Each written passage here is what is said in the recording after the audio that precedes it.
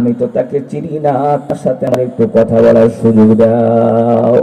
উম্মাতেরা নবীদের কাছে আসবে, আয়েশা বলবে বিআবি আনতা উম্মি মা আহসানা ওয়াজহাকা ওয়া আহসানা খলাকাকা ফামান আনতা। এত সুন্দর চেহারা আপনার, এত সুন্দর আচরণ আপনি আমার সাথে করলেন, আমি তো আপনাকে চিনি না, একটু দয়া করে নামটা বলবেন।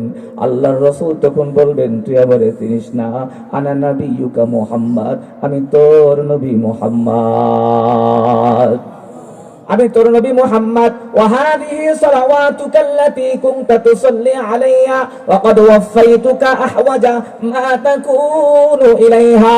এ আমার উম্মত, তুই যে সুদূর চাঁদপুরের মাটিতে বইসা আমার উপর দুরূদ পাঠ করেছিলি মোহাব্বত নিয়া, সেই দুরূদটা ফেরেশতারা আমার কাছে দিছিল, ওটা আমি ছোট্ট কাগজের মধ্যে রেখে দিয়েছিলাম।